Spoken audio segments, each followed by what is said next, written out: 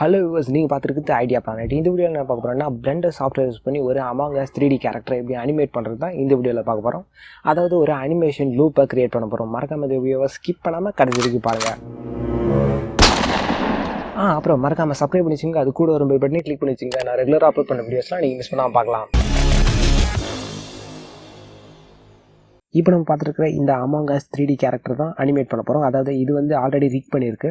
இந்த among as character வந்து ஒரு பேக்கேஜோட கிடைக்குது. அதாவது இந்த ஆஸ்ட்ரோனாட் கேரக்டர்ஸ் அப்புறம் இதுக்கான ப்ராப்ஸ் இது எல்லாமே இந்த பேக்கேஜில் இருக்கும்.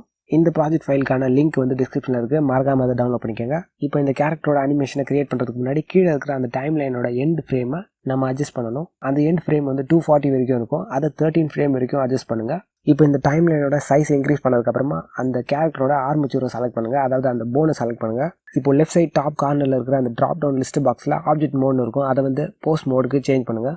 இப்போ கீபோர்டில் கிளிக் பண்ணி அந்த எல்லா ஆர்மச்சரையும் செலக்ட் பண்ணுங்கள். இப்போ ரைட் சைட் மெனுவில் பார்த்தீங்க அப்படின்னா அந்த ஆர்மச்சூருக்கான ரொட்டேஷன், லொகேஷன் இதுக்கான வேல்யூஸ் எல்லாமே இருக்கும். இதில் வந்து நம்ம கீ ஃப்ரேம்ஸை கிரியேட் பண்ண போகிறோம். இப்போ உங்களோட கர்சர் யூஸ் பண்ணி லொகேஷன் வேல்யூவில் ரைட் கிளிக் பண்ணிங்க அப்படின்னா ஒரு மெனு பாப் ஆகும். அதில் வந்து இன்செர்ட் கீ ஃப்ரேம் அப்படின்னு ஒரு ஆப்ஷன் இருக்கும். அதை கிளிக் பண்ணுங்க. ஓகே, இப்போ லொகேஷனுக்கு கீ ஃப்ரேம் செட் பண்ணியாச்சு. இப்போ ரொட்டேஷனுக்கும் இது மாதிரி நம்ம கிரியேட் பண்ணணும். இப்போ இந்த ரெண்டு வேல்யூஸ்க்கும் நம்ம கீ ஃப்ரேம்ஸ் கிரியேட் பண்ணியாச்சு. இப்போ கீழே டைம் லைனில் பார்த்தீங்க அப்படின்னா ஃபர்ஸ்ட் ஃப்ரேமில் ஒரு கீ ஃப்ரேம் கிரியேட் ஆயிருக்கும். இப்போ இந்த கேரக்டரோட அனிமேஷனை கிரியேட் பண்ணுறதுக்கு முன்னாடி கீழே இருக்கிற அந்த டைம் லைனில் ஆட்டோ கீ ஃப்ரேம் அப்படின்னு ஒரு ஆப்ஷன் இருக்கும். அதை செலக்ட் பண்ணுங்க. இந்த ஆப்ஷன் செலக்ட் ஆயிருந்தா உங்களோட ஆர்மச்சூர்ஸை நீங்கள் மூவ் பண்ணும்போது அது ஆட்டோமேட்டிக்காக கீ ஃப்ரேம்ஸை கிரியேட் பண்ணும். இப்போ கீபோர்டில் குவாட்ஸ் பட்டனை கிளிக் பண்ணிவிட்டு உங்களோட வியூ போட்ட லெஃப்ட் வியூவாக மாற்றுங்க. ஃபர்ஸ்ட் இந்த கேரக்டரோட ரைட் லெக்கை செலக்ட் பண்ணிவிட்டு ஃபார்வேர்டில் மூவ் பண்ணுங்கள். இப்போ இந்த கேரக்டரோட ஹிப்பை செலக்ட் பண்ணி ஃபார்வேர்டில் மூவ் பண்ணுங்கள். இப்போ ஃபர்ஸ்ட் ஃப்ரேமுக்கான அந்த கேரக்டரோட போஸை கிரியேட் பண்ணியாச்சு.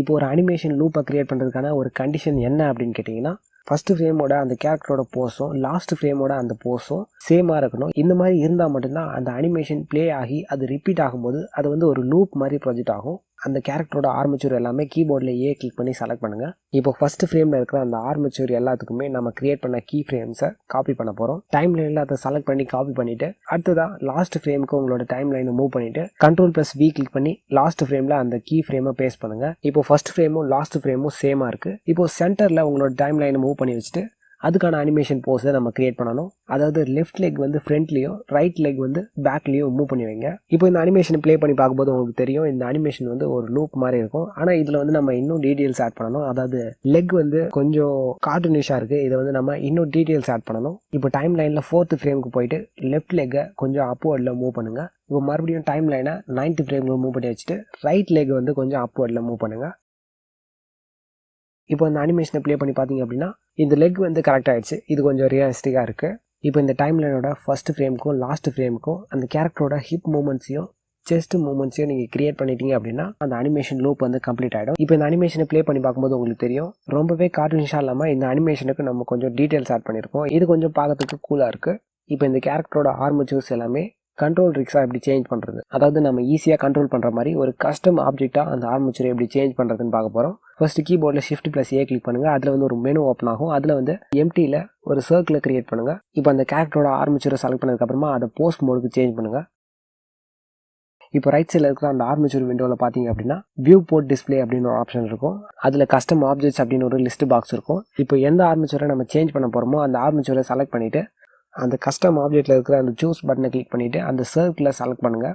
இப்போ நீங்கள் செலக்ட் பண்ண அந்த ஆர்மச்சர் பார்த்தீங்க அப்படின்னா அது வந்து அந்த சர்க்கிள் ஷேப்புக்கு கன்வெர்ட் ஆகிருக்கும். அதாவது இப்போ அந்த ஆர்மச்சருக்கு பதிலாக இந்த சர்க்கிளை நீங்கள் ஒரு போனாக யூஸ் பண்ணிக்கலாம். இது மாதிரி நம்ம ஏன் பண்ணுறோம் அப்படின்னு கேட்டிங்கன்னா, ஒரு கேரக்டரை நம்ம அனிமேட் பண்ணுறதுக்கு அந்த ஆர்மச்சரை செலக்ட் பண்ணி நம்ம அனிமேட் பண்ணணும் அப்படின்னா அது கொஞ்சம் டைம் ஆகும். ஆனால் இதை கன்வெர்ட் பண்ணிவிட்டு அதுக்கப்புறமா அனிமேட் பண்ணும்போது இது கொஞ்சம் ஈஸியாக இருக்கும். இப்போ நெக்ஸ்ட் அந்த சர்க்கிளோட சைஸ் வந்து நம்மளால் இன்க்ரீஸ் பண்ண முடியும். அதாவது ரைட் சைடில் இருக்கிற அந்த மெனுவில் பார்த்தீங்க அப்படின்னா ஸ்கேல் அப்படின்னு ஒரு ஆப்ஷன் இருக்கும். அதோட வேல்யூஸை நம்ம சேஞ்ச் பண்ணும்போது இந்த சர்க்கிளோட சைஸும் சேஞ்ச் ஆகும். இப்போ இது மாதிரி நம்ம எந்த ஷேப் வேணால் நம்ம ஆர்மச்சூராக கன்வெர்ட் பண்ணலாம். அதாவது மறுபடியும் Shift+A கிளிக் பண்ணி அந்த மெனு ஓப்பன் பண்ணுங்கள். அதில் வந்து எம்டியில் ஸ்கொயரை செலக்ட் பண்ணுங்கள். நெக்ஸ்ட் நம்ம எந்த ஆர்மச்சூரை அந்த ஸ்கொயராக சேஞ்ச் பண்ண போகிறோமோ அதை செலக்ட் பண்ணிவிட்டு ரைட் சைடில் இருக்கிற அந்த கஸ்டம் ஆப்ஜெக்ட்டில் அந்த சூஸ் பட்டனை கிளிக் பண்ணி அந்த ஸ்கொயரை செலக்ட் பண்ணுங்கள். இப்போ நீங்கள் செலக்ட் பண்ண அந்த ஆர்மச்சூர் வந்து ஸ்கொயராக கன்வெர்ட் ஆகிருக்கும். இப்போ அந்த ஸ்கொயர் யூஸ் பண்ணி நம்மளால அனிமேட் பண்ண முடியும். இப்போ இந்த அமாங் அஸ் 3D பேக்கேஜில் உங்களுக்கு என்னென்ன கிடைக்கும் அப்படின்னு பார்த்தீங்கன்னா ஒரு ரிக்டு கன் கிடைக்கும். அதாவது இந்த கன் வந்து ஆல்ரெடி ரிக் பண்ணியிருக்கு. இதை வந்து நம்ம அனிமேட் பண்ண முடியும். ஃபர்ஸ்ட் அந்த ஆர்மச்சூரை செலக்ட் பண்ணிவிட்டு ஆப்ஜெக்ட் மோட்லேருந்து போஸ்ட் மோடுக்கு சேஞ்ச் பண்ணுங்கள். இதில் இருக்கிற எல்லா பார்ட்ஸுமே நம்மளால் அனிமேட் பண்ண முடியும். அதாவது அந்த கன்னில் இருக்கிற ட்ரிகரோட ரொட்டேஷன் அப்புறம் இந்த ரீலோடிங் இது எல்லாமே நம்மளால் அனிமேட் பண்ண முடியும். இப்போ இந்த கன்னும் பார்த்தீங்க அப்படின்னா ஒரு கார்ட்டூனிஷ் எஃபெக்ட் கொடுக்குது. அதாவது இந்த அவுட்லைனில் பார்த்தீங்க அப்படின்னா ஒரு பிளாக் பார்டர் இருக்கும். இப்போ அதே மாதிரியே ஒரு கார்ட்டூன் நைஃப். இந்த நைஃப் பார்த்தீங்க அப்படின்னா ஆர்மச்சூர்ஸ் நம்மளுக்கு இதுக்கு தேவையில்லை. ஏன்னா இது ஒரு சிம்பிள் மாடல் தான். இதை அனிமேட் பண்ணுறதுக்கு ஆர்மச்சூர்ஸ் தேவையில்லை. இந்த வீடியோ உங்களுக்கு பிடிச்சிருந்தா மறக்காம லைக் பண்ணுங்க. இந்த வீடியோ உங்கள் ஃப்ரெண்ட்ஸ்க்கும் யூஸ்ஃபுல்லாக இருக்கும்னு நினச்சிங்கன்னா ஷேர் பண்ணுங்க. அப்புறம் நீங்கள் நம்ம ஐடியா பண்ண சேனலை சப்ஸ்கிரைப் பண்ணாதவங்க மறக்காம சப்ஸ்கிரைப் பண்ணி வச்சுங்க.